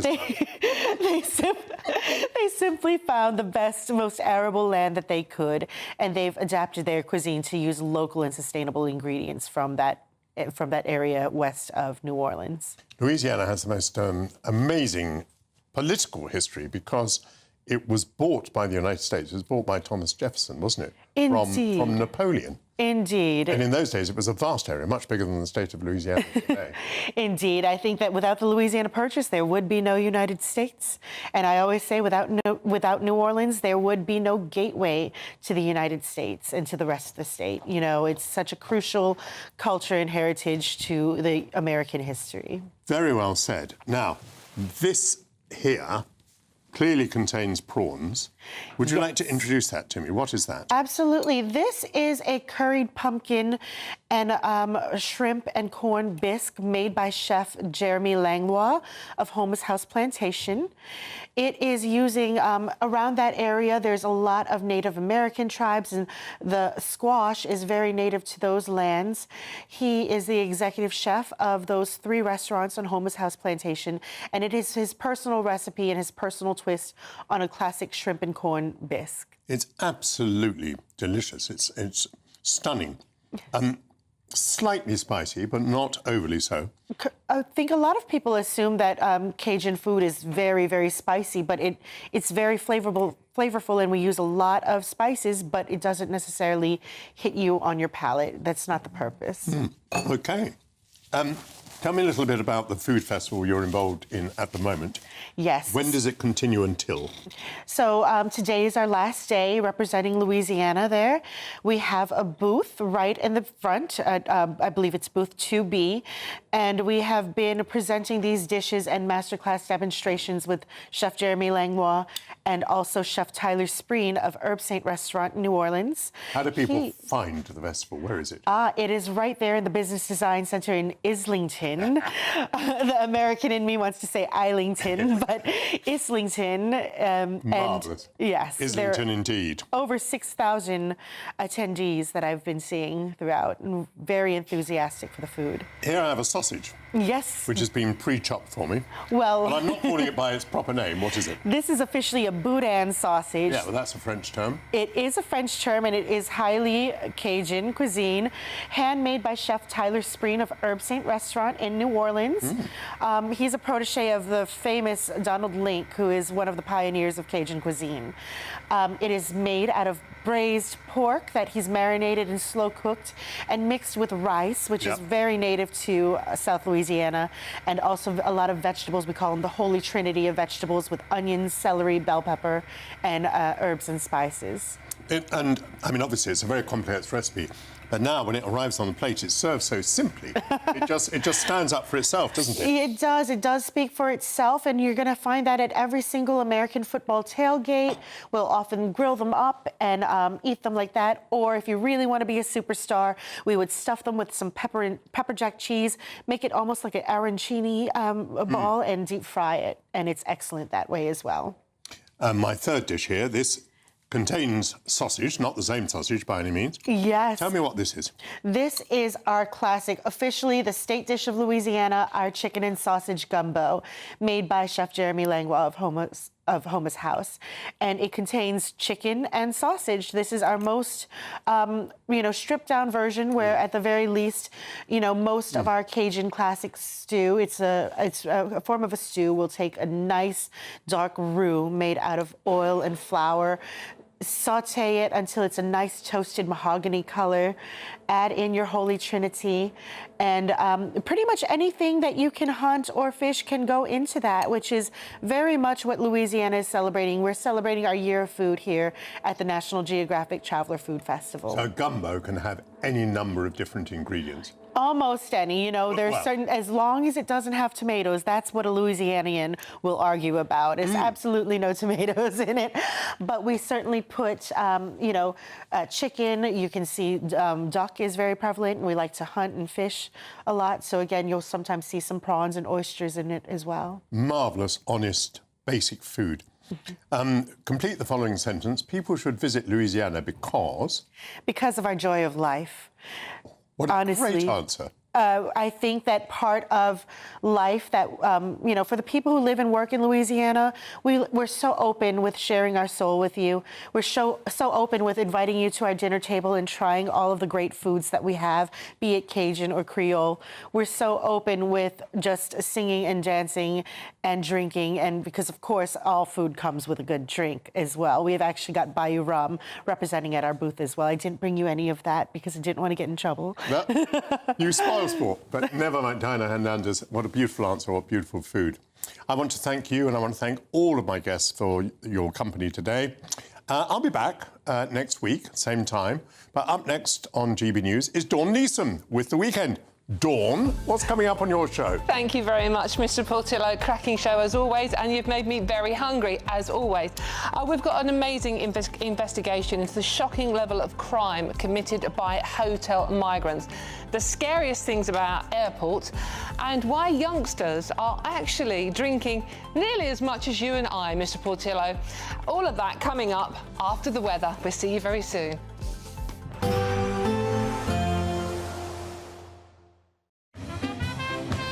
There will be a light breeze in the morning, leading to a warm front. Boxed heat pumps, sponsors of weather on GB News. Good afternoon and welcome to your latest GB News weather forecast from the Met Office. So the unsettled theme is set to continue for the next few days, a mixture of sunny spells and heavy showers through the rest of today and into Monday as well. And it's all courtesy of this slow-moving area of low pressure, and it's been around for several days now, so conditions haven't really been changing much day to day. And that's the same really through this evening. So further showers or thunderstorms across many areas, and there are several warnings for rain and thunderstorms across the UK, so do certainly check out our website if you want any further details on those.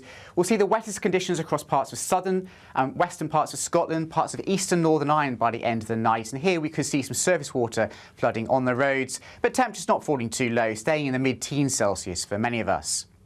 Towards the end of the night, and particularly through Monday morning's rush hour, we're turning our attention down towards the southeast of England. It's here we're likely to see an uptick in the number of showers and thunderstorms, so some surface water on the roads for the rush hour in the far southeast. Pretty wet for parts of eastern Northern Ireland, Wales, northwest England and southwest Scotland as well, so not great conditions for commuting to work here either. Perhaps some early morning sunshine across the northwest of Scotland and some central and eastern parts of England as well, but it's actually going to be eastern parts of the UK that's at most at risk of seeing the most intense downpours and thunderstorms on Monday. So by the afternoon, widespread and frequent heavy showers and thunderstorms here. Further west, generally cloudier with outbreaks of rain. So wherever you are on Monday, do make sure you have a waterproof or a brolly close to hand.